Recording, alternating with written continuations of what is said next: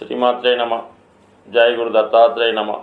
ఈ వీడియోలో మనం కన్యా రాశి వారికి డిసెంబర్ 1 నుంచి 7వ తారీఖు మధ్యలో జరగబోయే వారఫలాలు పరిశీలిద్దాం. మరి ఈ రాశి వారికి 3వ స్థానంలో ఏర్పడినటువంటి బుధాదిత్య యోగ ప్రభావం జాతకుడిలో ఉన్నటువంటి తెలివితేటలకి తగిన గుర్తింపు రావడం జరుగుతుంది. తన నైపుణ్యానికి తగిన విధంగా జాతకుడు తన ఉద్యోగంలో అభివృద్ధి కొరకు చేయు ప్రయత్నాలు ఫలించే అవకాశం ఉన్నది.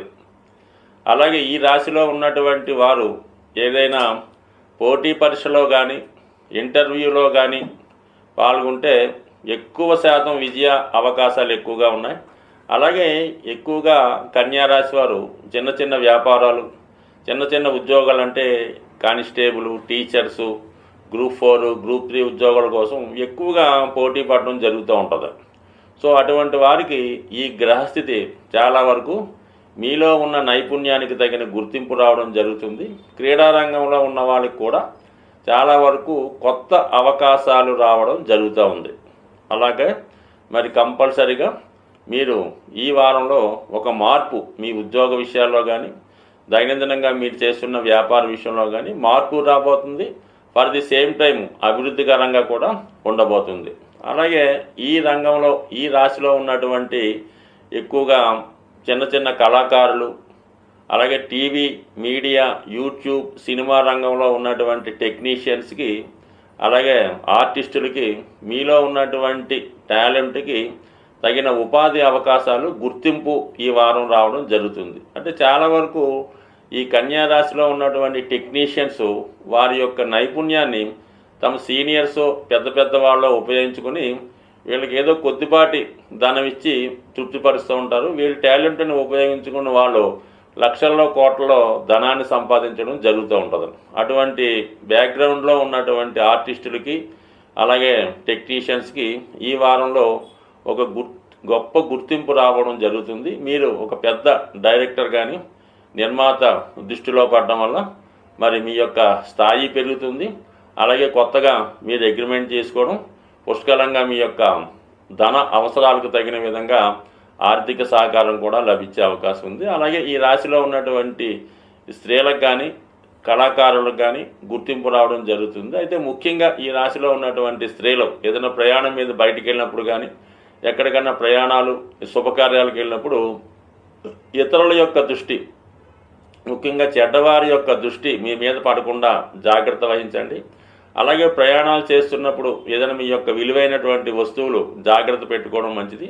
ముఖ్యంగా పిల్లల విషయంలో తగు భద్రత వహించవలసిందిగా ఈ రాశిలో ఉన్నటువంటి వారికి సూచించడం జరుగుతుంది. యాజిటీజ్గా మరి లాభస్థానంలో ఉన్నటువంటి కుజగ్రహం ఈ రాశి వారికి చాలా వరకు భూములు, స్థిరాస్తుల యొక్క విలువ పెరిగే అవకాశం ఉన్నది. అలాగే మీ యొక్క బంధువర్గం వారు కానీ రక్త సంబంధికులు కానీ మీ యొక్క అభివృద్ధికి సహకరించే అవకాశం ఉంది. గతంలో మీరు ఎవరికన్నా ధనం ఇచ్చి ఉంటే ఈ సమయంలో ఆ ధనం తిరిగి రావడం కానీ, లేదంటే మీకు ఏదైనా ఇన్సూరెన్స్ ద్వారా కానీ, చిట్ ఫండ్ ద్వారా కానీ, ఏదైనా వీలునామా ద్వారా కానీ వచ్చే అవకాశం ఉంది. లేదంటే మీరు ఎవరికన్నా ఏదైనా పని చేసి పెట్టి ఉన్నా అది బ్లాక్ మనీ రూపంలో కానీ బహుమతి రూపంలో కానీ మీకు మొత్తం మీద ఏంటంటే ఆర్థిక పరంగా చాలా అనుకూలమైన స్థితి ఈ కుజుడు లాభస్థానంలో రావడం అనేది జరుగుతుంది.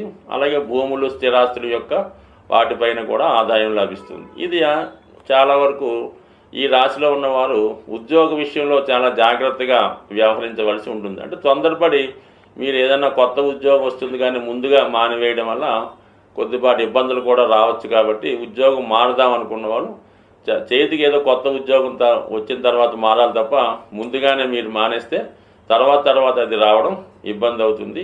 అలాగే మరి ఉద్యోగ విషయంలో ఈ వారంలో కొన్ని మార్పులు రాబోతున్నాయి. అవి అభివృద్ధికరంగానే ఉంటాయి, చాలా వరకు వ్యతిరేకంగా కూడా ఉండే అవకాశం ఉంది. అది జాతకుడి యొక్క జాగ్రత్తను బట్టి ఆధారపడి ఉన్నది. అలాగే వివాహ విషయంలో కూడా చాలా వరకు 6, 7 స్థానాల్లో ఉన్నటువంటి రాహు, శని గ్రహాలు ఈ నక్షత్ర పరివర్తన కారణంగా వివాహ విషయంలో భార్యాభర్తల మధ్య కానీ పార్ట్నర్స్ మధ్య కానీ కొన్ని అనుకోని విభేదాలు వచ్చే అవకాశం ఉంది. అలాగే తాత్కాలికంగా భార్యాభర్తల మధ్య ఎడబాటు లాంటిది కూడా సూచించే అవకాశం ఉన్నది కాబట్టి సాధ్యమైనంత వరకు ఈ విషయంలో కొంత జాగ్రత్తగా ఉండండి. కొత్తగా వ్యాపారం ప్రారంభిద్దాం అనుకున్న వాళ్ళకి చాలా వరకు ఈ స్థితి అనుకూలంగా ఉంది. కొత్త ఉద్యోగం చేరదాం అనుకున్న వాళ్ళకి కూడా చక్కగా బాగుంది కాబట్టి ఏదైనా తొందరపడకుండా నిదానంగా చేసుకోవడం వల్ల పరిస్థితులు మీకు అనుకూలించే అవకాశం ఉంది. అలాగే భాగ్యస్థానంలో ఉన్నటువంటి గురుగ్రహం యొక్క ప్రభావం మీ మీద చాలా వరకు దైవ అనుకూలం లభించేస్తుంది కాబట్టి జాగ్రత్తగా వ్యవహరించడం వల్ల ఏదో విధమైన మార్పు ఈ వారం రాబోతుంది ఈ రాశి వారికి. ఈ వారంలో మరి సుబ్రహ్మణ్య షష్ఠి రాబోతుంది. డిసెంబరు 7వ తారీఖున సుబ్రహ్మణ్య షష్ఠి, అలాగే 6వ తారీఖున నాగ పంచమి రావడం జరుగుతూ ఉంటుంది. ఈ రెండు కూడా ఎవరి జన్మ జాతకంలో సర్పదోషం లాంటిది ఉంటుందో వాళ్ళు దాని పరిహార నిమిత్తం ఈ 2 రోజులు కూడా విధి విధానంగా సుబ్రహ్మణ్య స్వామిని ఆరాధించడం వల్ల వారి జాతకంలో ఉన్నటువంటి సర్పదోషం పరిహారం అయ్యే అవకాశం ఉన్నది.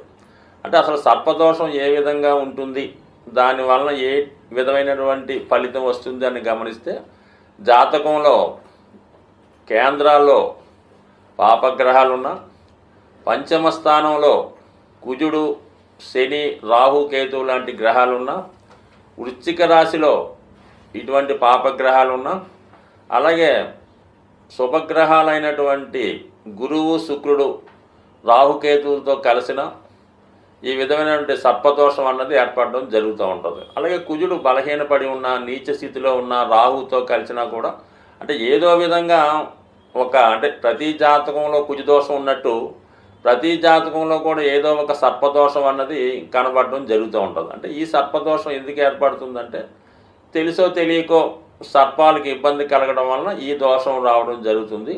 ఇది 7 తరాలుగా జాతకుడిని బాధించే అవకాశం ఉంది. అంటే మీ పూర్వీకులు 7 తరాలుగా అటు ఇటు వాళ్ళు ఏ దోషం చేసినా అది కుటుంబంలో అందరికీ రావాలనే ఏం లేదు, ఎవరో ఒకరికి రావచ్చు.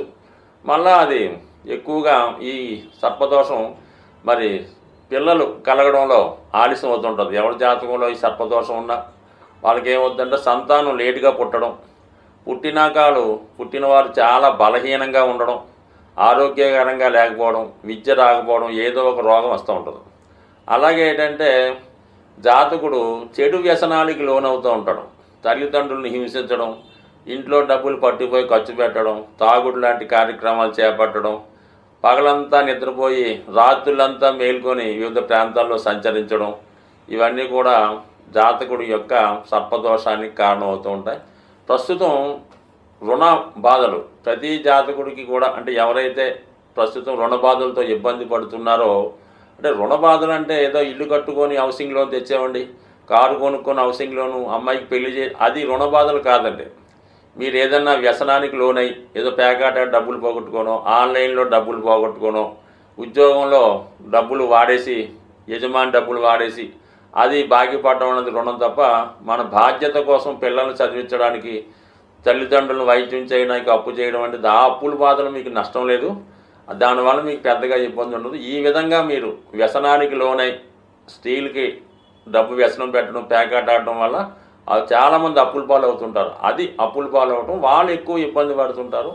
అటువంటి వాళ్ళు ఈ నాగపంచమి, సుబ్రహ్మణ్య షష్ఠి రోజు విధి విధానంగా వీలైతే ఉపవాసం ఉండి సుబ్రహ్మణ్య స్వామి ఆలయాన్ని దర్శించి మరి విధి విధానంగా స్వామిని పూజించుకోవడం వల్ల, అంటే ఏదో ఒక్కరోజు చేయడం వల్ల సరికాదు, ఆ రోజు ఒక దీక్షగా మనం ఈ రోజు నుంచి ఈ నియమం పాటించాలనుకొని కంటిన్యూ చేసుకుంటూ దగ్గరలో ఉన్నటువంటి సుబ్రహ్మణ్య క్షేత్రాన్ని దర్శించడం వల్ల ముఖ్యంగా సుబ్రహ్మణ్య స్వామికి బెల్లం పానకం, చెరుకు రసం, తేనె, పాలు, అలాగే చలివిడి నైవేద్యంగా పెట్టి విధి విధానంగా పూజించడం వల్ల కంపల్సరిగా మీకు సర్పదోషం తొలగి మీరు మీ కుటుంబం అంతా సంతోషంగా ఉంటారని ఆశిస్తూ స్వస్తి.